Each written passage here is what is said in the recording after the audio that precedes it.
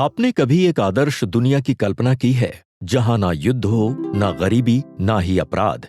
अगर हां, तो आप अकेले नहीं हैं। प्लेटो ने एक ऐसे गणराज्य की कल्पना की जिसके शासक फिलोसोफर्स हों। कई धर्म मौत के बाद जन्नत का सपना दिखाते हैं और इतिहास में अलग अलग लोगों ने धरती पर जन्नत बनाने की कोशिश की।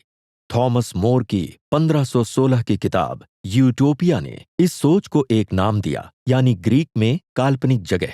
कहने को ये काल्पनिक सही, पर आज वैज्ञानिक और राजनैतिक प्रगति इन सपनों को सच करने की उम्मीद बढ़ाती है, लेकिन समय समय पर यह भयानक हकीकत बन जाती है। कभी युद्ध की, कभी अकाल की और कभी यातनाओं की।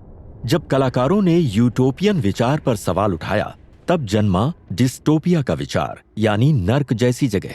जोनाथन स्विफ्ट का गुलिवर्स ट्रेवल्स डिस्टोपियन जेनरे में एक शुरुआती काम था। अपनी यात्रा में गुलिवर ऐसे समाजों से मिलता है जो पहले जन्नत जैसे लगते हैं, पर बाद में उनकी कमियां सामने आती हैं। उड़ने वाले आइलैंड, लपूटा पर वैज्ञानिक विशाल और बेतुकी योजना बनाने में ऐसे डूबे कि लोगों की आम जरूरतों पर नजर डालना भूल गए।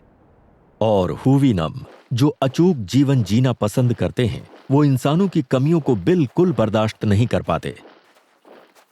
अपने नॉवेल में स्विफ्ट ने डिस्टोपियन दुनिया दिखाई, जिसमें वास्तविक दुनिया की कुछ विशेषताओं को बढ़ा चढ़ाकर बताया और उनकी कमियों को उजागर किया। उसके बाद आई कुछ सदियों में भी ऐसा ही हुआ। औद्योगिक तकनीकें सामने आईं जो मजदूरों को आजादी दिलाने में कामयाब रहीं, पर वो झुग्गियों और कारखानों में कैद हो गए, जबकि मालिक और ज्यादा रईस बने। 19वीं सदी के अंत तक ये डर सताने लगा कि आगे क्या होगा।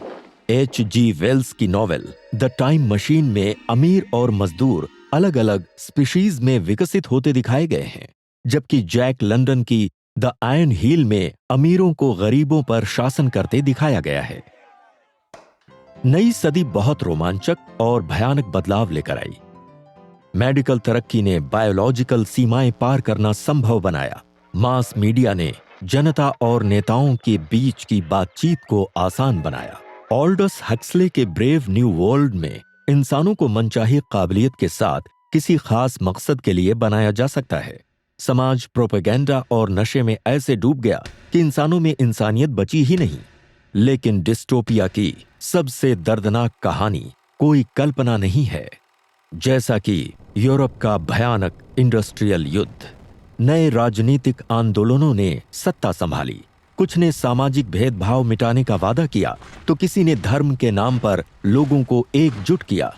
नतीजा असली दुनिया नर्क बन गई, जहां जीवन सरकार की चौकन्नी निगरानी में गुजरता और बाहरी या बागी लोगों को बेरहमी से मार दिया जाता। उस वक्त के कई लेखकों ने ये दौर देखा भी और उससे गुजरे भी। अपने नॉवेल वी में सोवियत लेखक येवगेनी ज़ेम्याटिन ने ऐसे भविष्य का जिक्र किया है जहां सोचने की भी आजादी नहीं।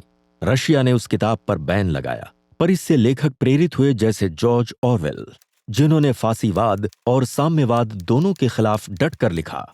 उनके नॉवेल एनिमल फार्म में सोवियत शासन का सीधा मजाक बनाया गया। साथ ही अपने मशहूर नॉवेल 1984 में आलोचना की अधिनायकवाद, मीडिया और भाषा की। यूएसए में सिनक्लेयर लेविस की इट कांट हैपन हियर ने फांसीवाद के पनपने के लिए लोकतंत्र को जिम्मेदार ठहराया। दूसरे विश्व युद्ध के बाद के दशकों में लेखक सोचने लगे कि नई तकनीक जैसे एटॉमिक एनर्जी, आर्टिफिशियल इंटेलिजेंस और स्पेस ट्रैवल से भविष्य कैसे बदलेगा। लेकिन बेहतर भविष्य के सुनहरे सपने से उलट डिस्टोपियन साइंस फिक्शन फिल्मों से लेकर कॉमिक्स और गेम्स तक फैल गया। रोबोट्स का इंसानों के खिलाफ जंग छेड़ना, टीवी स्क्रीन पर खतरनाक मनोरंजन दिखाना, मजदूरों का स्पेस कॉलोनीज में शोषण, धरती पर संसाधनों का खत्म होना और बेहिसाब आबादी वाले अपराध से भरे शहर। फिर भी राजनीति गंदी ही रही। बहुत सी फिल्में जैसे डॉक्टर स्ट्रेंजलव और वॉचमैन में न्यूक्लियर वॉर के असली खतरे दिखाए गए, जबकि वी फॉर वेंडेटा और द हैंडमेड्स टेल ने दिखाया कि किसी आपदा में कितनी आसानी से अधिकार गायब होते हैं। आज के डिस्टोपियन फिक्शन में मौजूदा समस्याओं पर विचार होता है, जैसे असमानता, जलवायु परिवर्तन, सरकारी तानाशाही और वैश्विक महामारी। पर निराश होने की जरूरत नहीं, क्योंकि इन कहानियों का मकसद बस हमें सावधान करना है।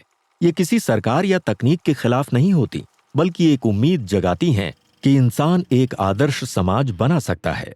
अब उस आदर्श दुनिया के बारे में दोबारा सोचिए कि उसे बनाने के लिए क्या क्या करना होगा। सभी लोगों को उन्हीं रास्तों पर कैसे लाएंगे और कैसे सुनिश्चित करेंगे कि वे हमेशा वहीं रहें। अब दोबारा इसके बारे में सोचिए, क्या वो दुनिया सच में आदर्श है?